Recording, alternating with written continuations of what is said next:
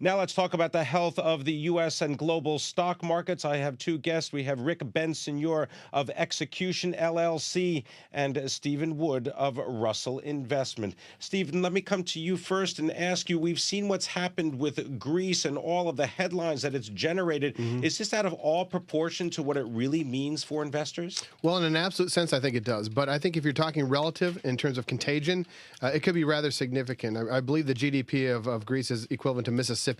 So if we look at California, it'd be a far larger issue in terms of debt quality. But I think what we've seen over the last couple of years is that counterparty risk means something, and that counterparty could be a sovereign. And also, I think that the contagion effect is very real. You know, the wildfire effect has been very critical, and the ability of the authorities to really contain such things has been very, very limited. So I think it's what it represents in a worst-case scenario. But also, I think what it represents is how, poorly defined that European monetary unit was to begin with. So there's not a lot of details, a lot of treaties and understandings. But what does a bailout look like? What does expulsion from the EU look like if it does take place? How do these things take place? Nobody's really asked that question until very recently, and there weren't that many clear answers. Rick Bensignor, does it mean that Angela Merkel and the Germans just write a very big check and make it out to the Greek government? It's possible. I think it's probably too early to determine.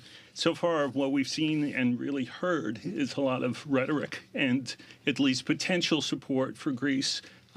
There's really nothing concrete yet to say this is all going to happen. But one thing that's concrete, though, is the decline in the value of the euro. So is that a trade you'd want to be putting on? Well, it's been happening for a while. The question is, will the euro continue to go down? The U.S. dollar strength is probably not because everybody loves dollars. It's because they dislike the euro. That's been going on actually for several months at this point.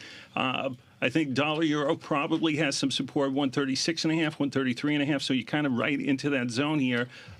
We've told clients over the last couple of days, we've actually been unwinding dollar longs for a month and a half. Taking profits off the table? Yes, yes.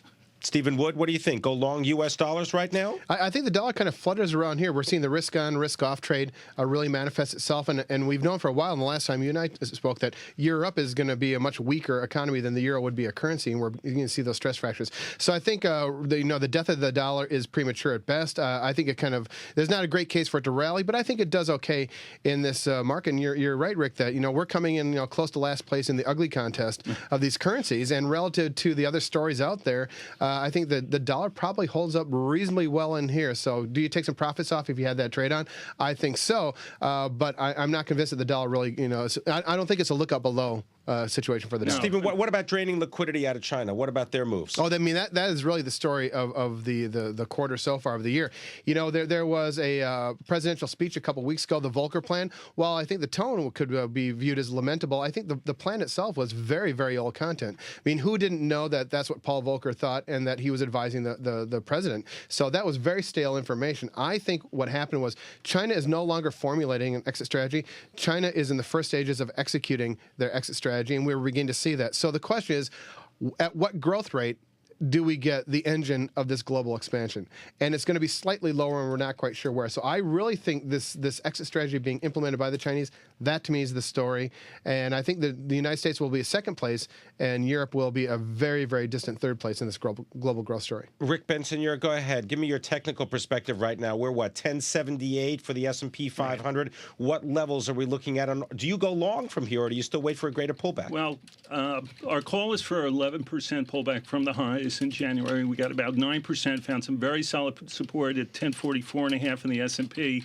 We bounced 20 points from that low on Thursday, and we've basically held above that since, and every time the S&P dips under 1060, buyers show up, enough so to push us in and around 1080. My guess is if we get above 1103, you kind of reset targets. So the way we're going to play this now is if you can push higher, and not make new highs on the year above 1150, but push above 1103, enough so to squeeze out some of the shorts.